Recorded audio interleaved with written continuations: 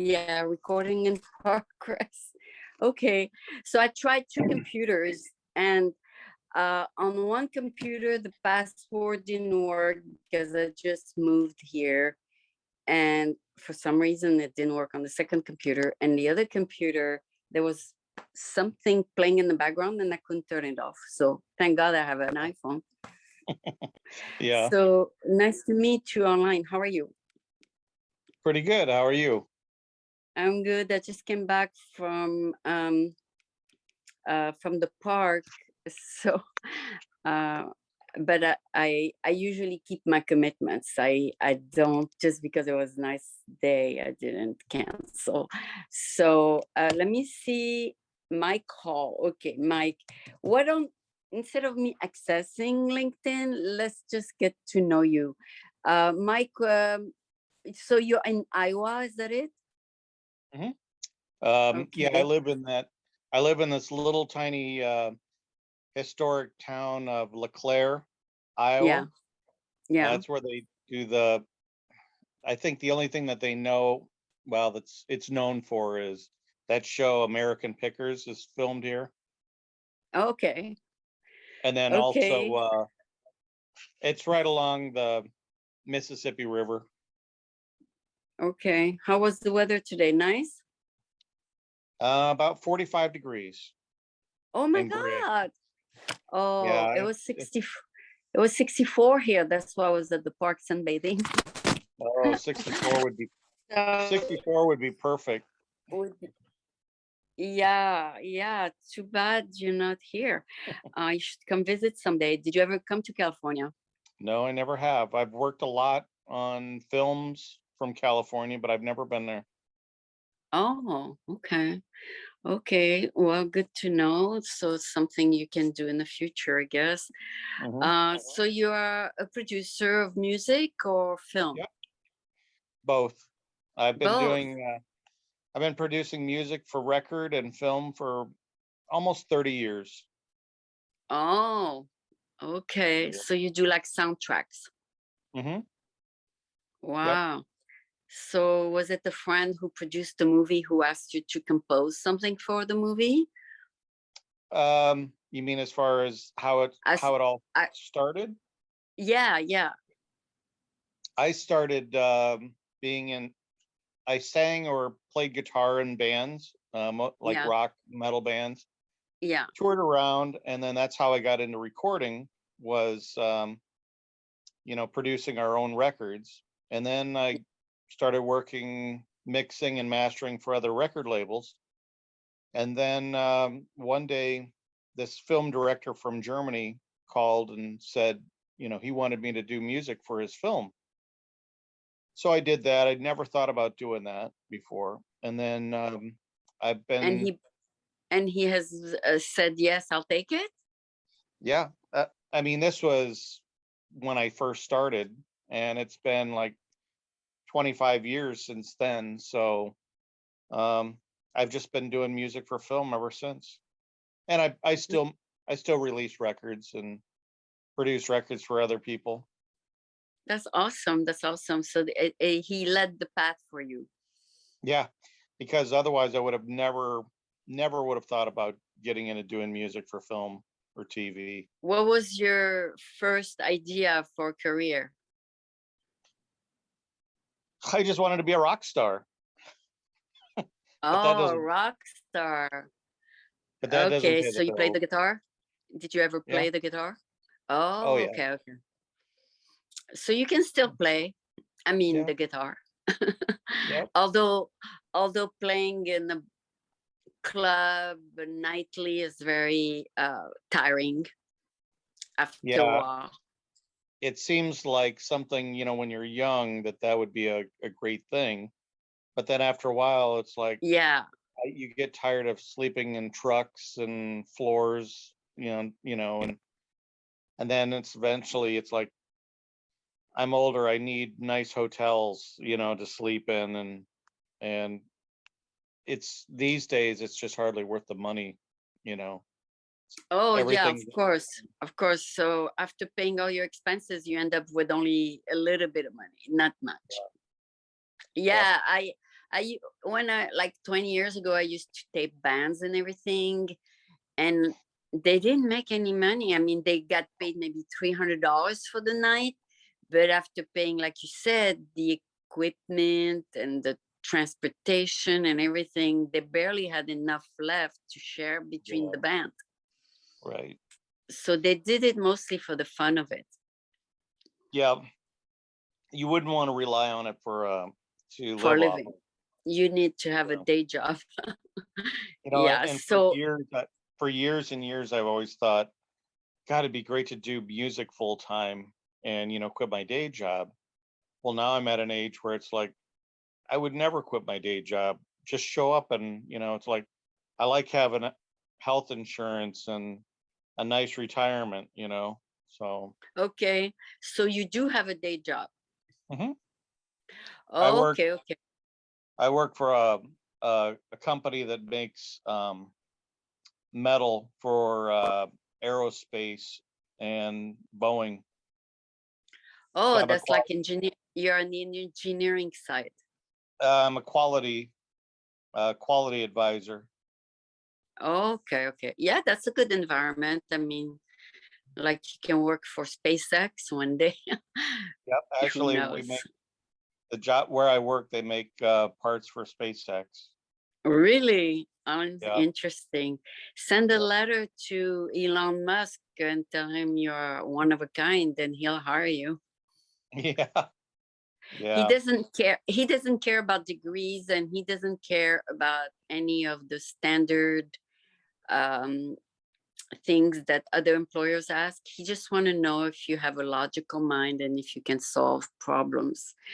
So that's his main criteria. And he interviews all his engineers and staff. He doesn't rely on HR. It goes Yeah. directly to the CEO. That's a good way to do it. I hate when I have to go through HR to get hired because they Right. don't know what the boss wants. Yeah. Yep. They just want to, have a position, and and they don't know exactly what to ask, and they just want to basically interview as many people as they want so they can fill in the 8 hours a day they have to work. Right. It's a Yeah. very bad way of running a business to have HR, I think. Yeah. they I they agree. they spin people wheels and they don't compensate them for coming to the interview, and you just nurturing a job for them, not for yourself, basically. Right. When you go to Right. interview, it's a system that needs to stop ASAP. Thank God um, Elon Musk is leading the way for that. But So one anyway, thing. we So one thing I always we think were of. Oh, go ahead. no, things are evolving in this world, and I wish what's happening nowadays was happening 30 years ago. So I spent so much of my wheels going to interviews to no avail because the job was already filled before they interview you. It's Mhm. then you got to know how to play the game, know someone in the company and all that. So go back Well, to you. the one Go thing ahead. I've decided is, when you go for a job interview, they're not only interviewing you, but you're Yeah. interviewing them because you have more to Right. lose than they do. All they're doing is paying you for your Oh, time. You're giving mm, them your time. So right. are they worthy of them? Are they worthy giving them your time? Yeah, exactly. Exactly. And some of them, you remember 30 years ago, they used to have EEO, Equal Opportunity Employer, EOE, and they had to interview every ethnic group on the book before they picked someone, even though they already picked someone who was a friend of the boss, right? But Mhm. by law, they had to interview everybody to show about the law, that they did Right. try. Yeah, so the whole thing is a game. So when I found out that it was the game they were playing, I stopped going to interview altogether. Yeah. I just decided the best way to get a job is through a friend. And Yep. that's the only way I got jobs. Like someone would meet me, they didn't need to see my resume or anything. Either they want me or they don't. Right. And that's the way SpaceX does it. They don't look at resumes or any of these BS and references and all that stuff. You remember in the end of resume, we used to put 3 references and all that BS? Sure. I've actually talked to, now I worked for a steel company Yeah. that was actually a Canadian owned company. And then they sold it to a Russian company. Wow. But throughout those years, I mean, I was a machine operator, supervisor, but I still, would help with the hiring. Yeah. And when I started this job after that place closed, I actually happened to talk to one of the HR people. And I said, Oh, so is it exactly how I think it is? Like, you don't actually read people's resumes. And she said, no, we don't. I I mean, know. you'd be sitting there for hours if you had to read a stack of, and besides that, who are you going to remember anyway? I Yeah, said, so is it like I'm thinking where you're only looking for golden words in that resume? She goes, exactly. yeah, Yes. and I said, okay, you're looking for words like, excellent attendance or Okay. safe, safety, and I said, what is the golden word for this place?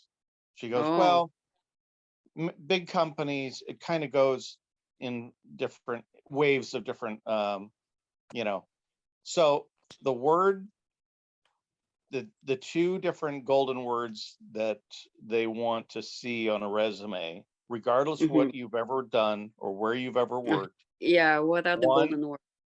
is uh, diverse environment. Wow. Wow. The other one, and I said, what's the number one word here? And they said integrity. If you put that Oh, if you put that word on your resume, it doesn't matter where you worked. That's the word we're looking for. oh, they want someone with integrity. Basically. And I said, okay, well, what's the company's what is their definition of integrity? Said, well, it's the basic thing. Honesty. You say you're gonna show up and do what we need you to do, and then And you deliver. and you do it. Yeah, integrity is very important in any area of life. If you're gonna accept pay from someone, you gotta give them their money's worth for the number of hours you're gonna work there, right? But that's part of your upbringing. It's not really something that you think of putting on your resume. Right. Yeah, and a lot of BS. I remember 30 years ago, I hired someone $90 just to do my resume, and all he did is take my resume that I have already written and put just a little sentence on top and a little sentence at the bottom, and he said, "Here, that's $90." I said, "Is that a joke?" He said, "No, that's the way I do it. I take your resume and I add a little opening and a little ending." I say, "Wow, what a ripoff!" Well, it's all look at it this way. If that resume works, $90 basically you spent to learn everything that he knows oh, to make a okay. resume. So Yeah, yeah, technically you could, if that resume really works, you could do the same thing for anybody's resume and get your money's back, you know. yeah. So And you know what's funny? Also, you remember you used to be job fairs before the lockdown and all that, yeah. and they would ask me, "Would you like to be a volunteer to review resume?" I say, "What?" I say, "Okay, I'll do it." I mean, I have no qualification or anything to do so, but because I was a volunteer, I was reviewing resumes.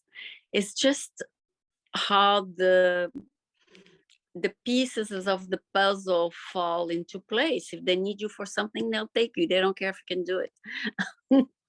Or they I'll don't tell you, care if you have done it. I'll tell you how crazy HR and hiring is.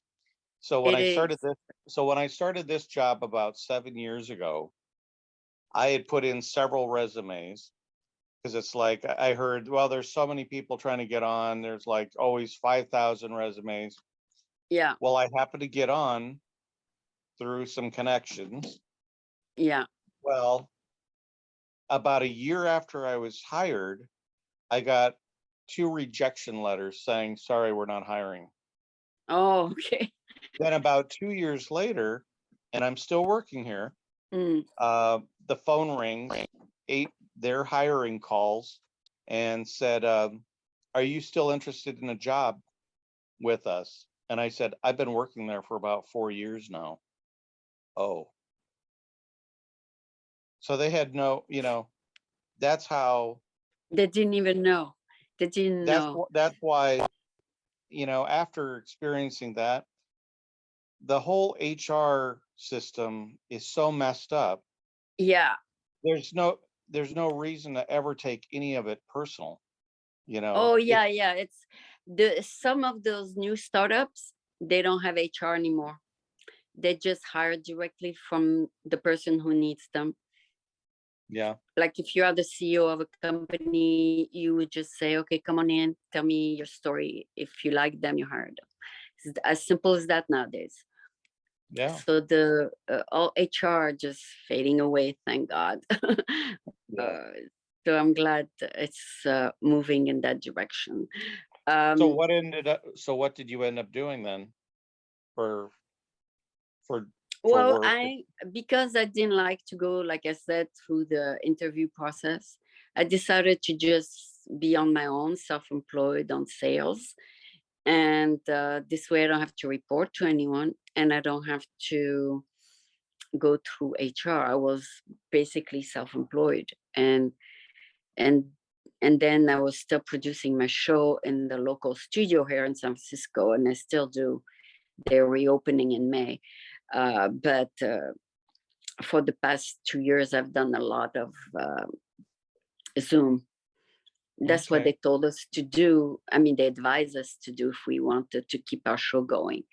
But now I'll go back in the studio and do maybe something different, because in the studio we used to have a huge studio where we could do also performances and not just interviews, okay, and things have evolved over the years, what used to be easy to do in the past, like having a huge studio where you can have a full band like yours, or like a performance, dance performance. Nowadays, it's no longer feasible because they reduced the studio sizes so small that it's ridiculous. I mean, they want just to, I mean, real estate is so expensive nowadays that they rented the smaller space, and what used to be almost for free, huge, is now extremely expensive in San Francisco. I had a friend So that just got back from visiting San Francisco, and they said, "Man, I don't know how people live there because it's so crazy expensive." it is. I don't know what I'm doing here too. So then when I see people like you, where it's like, man, they're making a living doing their art and stuff like that, and it's like, I've been doing I this for do, 30 I years. do I've been doing call, this I for do, yeah, I've been I doing ask this for for 30 years, and there's no way I could ever, you know, make a make a living doing it. living, make a living. Yeah. Uh, when I have time, I do call some people to sponsor the show. I put their logo on my website, Okay. but that is only like 5% of my activity, not even. I spend most of the time either uploading the shows or looking for a guest, or decided deciding what to do next, or going outdoors now and tape an event and then putting it together with an interview to make a full show. Okay. So now that events are starting to happen, it opens up new avenues for me again. So yeah, I understand where you're coming from, where you would like to do music full time, but life makes it impossible. Oh yeah. I mean, even if I could get, make some sort of decent, return on Music, it. But yeah. yeah, there's no way I But could ever. the only way you'll make a living is to go to Hollywood, where that's where the industry is, and there you'll make connections with other producers, because that's like the mecca where everybody join and network and hire each other. But you still have to live there. Yeah, yeah. You still have to. Hollywood is not Hollywood is not as expensive as San Francisco. Now I've gotten. I mean, I work on films from all over the world, and I just work out of my studio. Musically, you could do that because it's just file transfer, and I've got quite a network on two different LinkedIn's and stage 34, but I think even Oh Hollywood yeah, is I think it's just such a corporation where you have to get through so many hoops, or you yeah. have to know somebody. You got to know someone. That's the key. And also, you got to actively seek it. I mean, you cannot just wait for it to come to your life. Oh You have to no. be very active. But are you on your iTunes now, or Spotify, or one of those? I think I've had albums on Spotify and stuff, but for doing the film stuff, I have like a SoundCloud that I put that out everywhere. Oh, okay. So Yeah.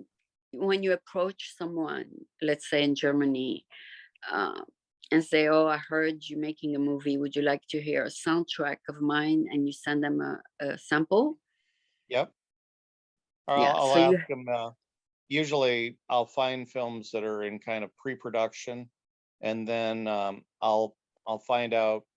Ask them if they've got a composer lined up for this project so far, and a lot of them don't, because most projects, the majority of the time that's spent with projects are the fundraising, and finding the investors.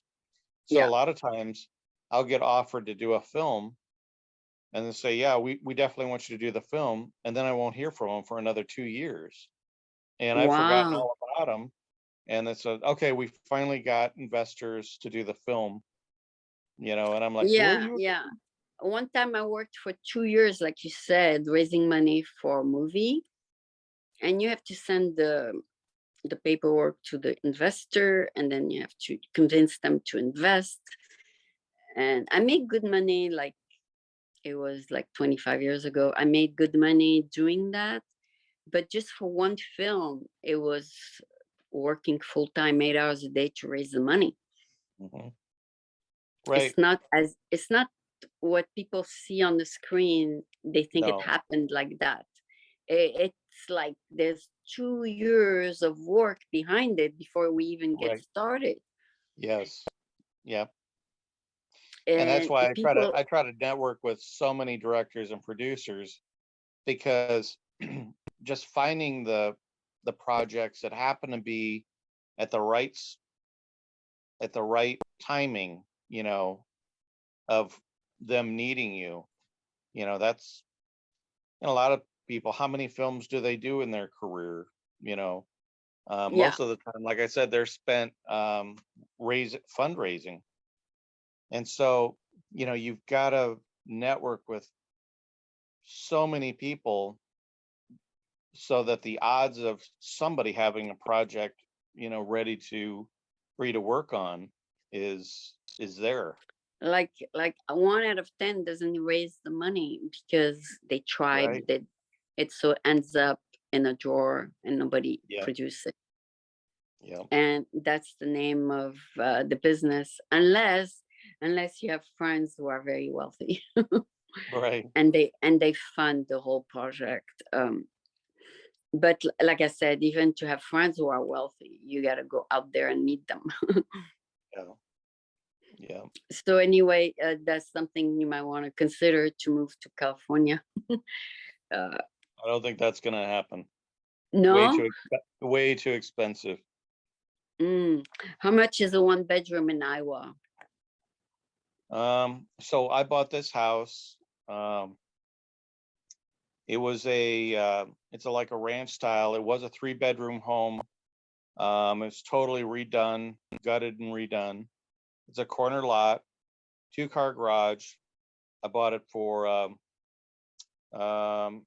brand new house, 56,000. Oh my God. Oh my God.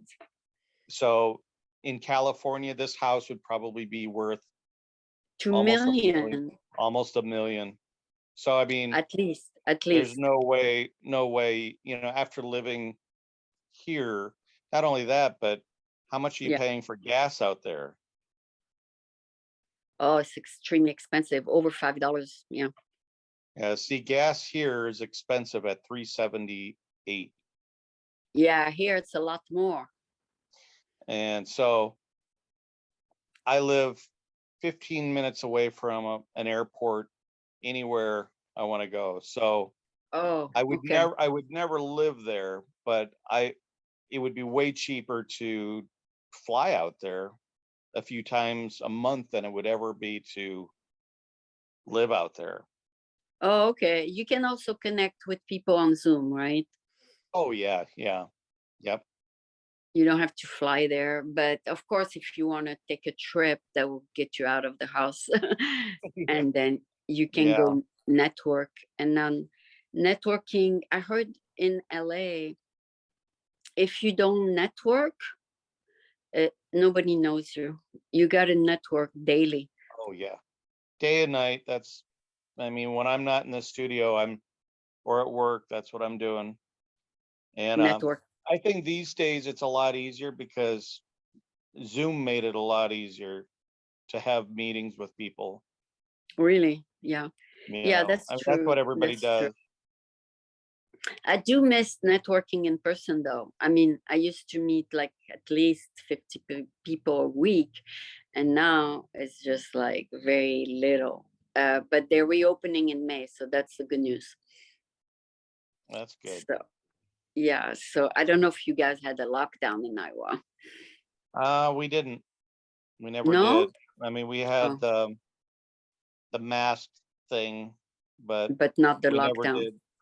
No, I never stopped working. Oh. I was surrounded by a lot of people with COVID, but so But did far, you did you network like in a hotel or in a club with other professionals? nope, No. Zoom. Oh, just Zoom. Okay, Mhm. yeah. Here we used to have like 3, 4 networking working events every night. We could pick and choose. And after the lockdown of March 2020, all of a sudden everything shuts down. Yeah. Everybody found themselves isolated. Mhm. But even I interviewed producers last year, even though they didn't work, the government paid them. Yeah. Like, let's say their contract said they would get paid 100,000, the government will step in and pay that Yeah. because California is very rich. And so all these producers who had like millions of dollars lined up, they got reimbursed by the government. Now, a lot of film projects, of course, were put on hold during the whole COVID thing. But if you were somebody that did like post production or like doing Oh, music, there was still work. There was still oh work. yeah, I think during that whole year where it was really, when COVID was bad, I think that was probably my busiest year. Oh, for the editing. Yeah, for doing music and editing and voice editing and you know So yeah, you could have sold stuff at that time. Yeah. and And did you, I mean it really never changed how I work at all because I just work from my studio and I'm sending out digital samples? files. Yeah. Yeah, digital files. Yeah, yeah. I I remember for a while YouTube didn't have the software that checks the copywriting before they published. Now they do check before they publish, Yep. and they shut down so many YouTube channels. But now, before they even post your video, they do check the copyright, and they tell Yeah. you in advance whether you can post it or not. And that's the biggest thing that I have done the past 2 years, is come up with that idea to check first so they don't have to shut down a whole channel. Took me Yeah. 3 months to get my channel back up. I taped like the Beta Breakers, which is a race in the street, and somebody was playing a music from their window, and YouTube shut me down because they said that music, even though it was in a public event, was copyrighted. So I called the music manager, and he said, no, you can't. Even though it was out of your control, it was on the street from a balcony, we cannot grant you to play it. And they shut down my channel. So I had to call friends and everything. It took me over 3 to 6 months to get my channel back up. But it was a nightmare just for copyright issue. Yeah. Since it's your music, you don't have to run into this. I guess it's yours. No, but when you work with TV and film, the worst the worst thing is, I mean, you have to still sign a lot of contracts saying that, you own this music, nobody else, you're the only one that worked on this. Exactly, Even exactly. You they're don't so copy. they're so Yeah, you don't afraid of, copy other people. right. And basically they just sent out this, most projects send out the same generic form that says basically, you're not infringing on anybody's, basically, if we come back and get sued, you're gonna have to pay for all of the court Oh, costs. So of course, of course. that's the only But you that's the only thing that in that whole contract that they seriously take care seriously. about is, if we get sued from your music, you pay all the legal costs. Oh, but everything you compose is 100% yours. You don't copy Yeah. somebody Yeah. else's. Oh, okay. And they're so strict nowadays that a lot of synth patches and software, um, it has to be totally yours. It can't even be, um, even if you From another use, source. yeah, yeah. Just You cannot because, use the software to modify the music. right. I Yep. see, I see. So, Oh, so you everybody gotta is, so many people are so afraid of legal, lawsuits. issues, that Yes. they're so afraid. That's why, unf- that's one of the, if you're a composer, one of the issues is that most people go through production libraries because of the fact that it's cleared. That middleman takes care of all the legalities, Oh, um, even though they're sending you the same contract saying, if we get sued from your music, you have to pay all the legal expenses. So it's the same thing oh, whether you were to use uh, a the middleman production library, or whether you actually worked with a producer director. It's the same contract, basically, oh, no, except because the middleman makes money off of you, but they're doing the legwork trying to, get your music to projects. So but it's really restrict artists, because artists don't care about these things, copyright and all that. They do a mix of music in their music videos, and then all of a sudden they cannot publish it because there's somebody out there saying, oh, that's not my music, that's my music. All of a sudden the work of art is not published. I think it's how you, yet on the other hand, it's, you do see covers, people doing covers of popular music and then posting it on YouTube. And I think how they No, do it. It's only if the author authorizes it. Okay.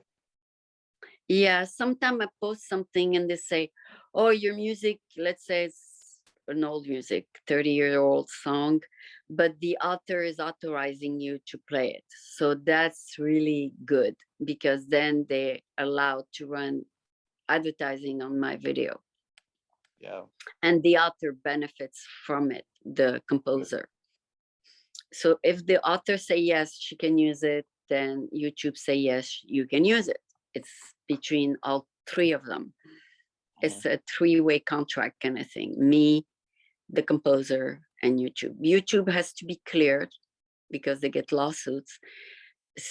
And me and the composer, it's the same with Facebook. If you publish anything copyrighted, they shut down your Facebook page. Yeah.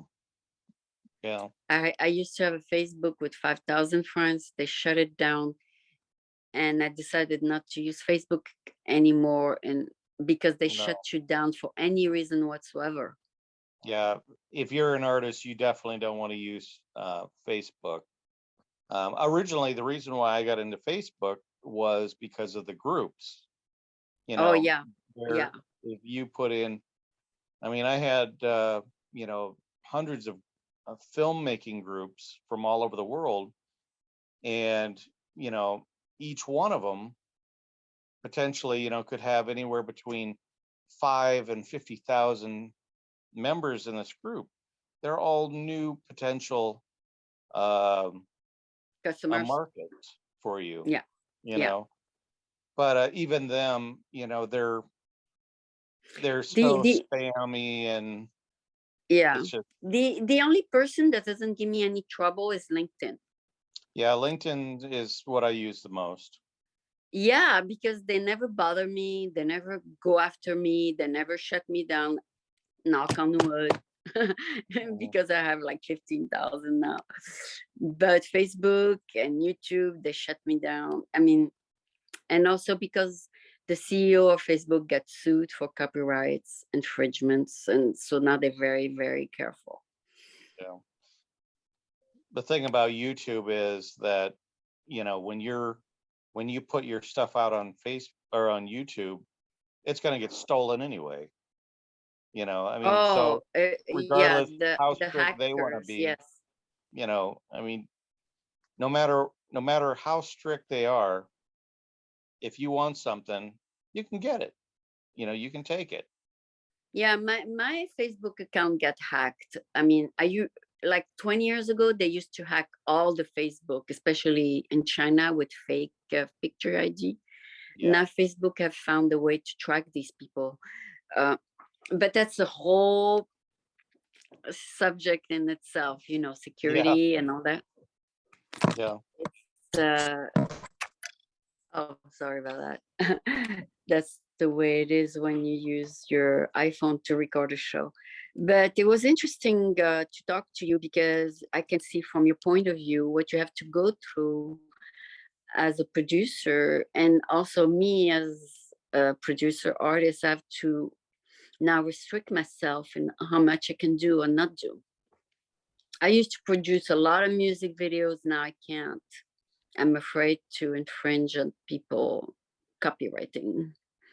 Um, And that's you know, a lot of people, I come from before the internet, and you know, I still think it's a lot nicer and easier these days, because I remember anytime that I would release an album, yeah. you know, you would have to buy per thousand discs, and half of them you'd be sending out to distributors and, you know, magazines. So I mean, you were spending tons and tons of money just to get your stuff out there, whereas nowadays you don't. You may not be making as much money, but you've got a lot more people than ever before seeing your work for free. Oh yeah, Or, that's the other good part. Yeah. Yeah, you can always put your stuff on LinkedIn. They won't bother you at all. you know, I don't know if you tried that, oh but you yeah, can. yeah, Yeah. LinkedIn, they are really cool. They're in San Francisco, by the way. They have an office here on Montgomery. So I respect them a lot. I mean, they're very ethical. They're business oriented. Yeah. If anybody put any trash out there, they remove it right away. Yeah. Yep. Yeah, Facebook has too much trash. Yeah, unfortunately, too many people get in, and just little kids who are not professionals get in. But in LinkedIn, it's more professional to professional. I like that. I So think it was good that we. Facebook's probably good if you want to share, family pictures. But other than that, Other than that, professionally, is I believe it's on their way out. totally, It's a- totally, totally. I agree with that. That's why I'm not building my Facebook account anymore. I used to build my Facebook. Now I just leave it alone, and I don't even go to it more than 2 minutes, just to share with family something, a picture with family. Other than that, I don't care about Facebook, period. So yeah, it used to be very popular when they just popped in 20 years ago, but now it's just down their way out. Although businesses use Facebook for advertising a lot. I just go But there for anyway, I just go there for the occasional cat photos or cat videos, but that's about it. oh, do you have a cat? Yeah, we've got 6. 6? Are you kidding me? Are you kidding me? Don't judge. I'm the crazy cat guy. Oh, do they have a yard to go to? They could if they wanted to, but they're indoor. Oh, because it's cold. I see. I see. Yeah. Oh, yeah. It's a cold state. Midwest is cold. Okay. Yeah. That's another thing. People move to California because life expectancy is higher because of the good weather. In San Francisco Bay Area is mild weather, so you live the longest. So a lot of doctors and attorneys and surgeons, they move to California because they know their life expectancy is higher because it's not harsh weather. That's another thing they take into consideration when moving to California. Yeah. Yeah, harsh weather reduced your life span. I mean, your life expectancy. It's cold in the winter and hot in the summer, but Oh, and fall now is it's nice. spring. Spring is Spring and okay? spring and fall are nice. Yeah. Oh, okay. All right. Nice to meet you online. I really enjoyed my conversation with you. Yeah. And I'll follow up with you on LinkedIn. And Okay. I'm glad I was finally able to do it on the iPhone until I get the internet here. So thank you so much. Okay. Let me know how I can further help. Oh, All right. yeah, send me, maybe you have my email, send me a little music. I can post it at the end of the interview. Okay. All right. All right. Sounds Have a good. good Thank you. night. You too. Bye.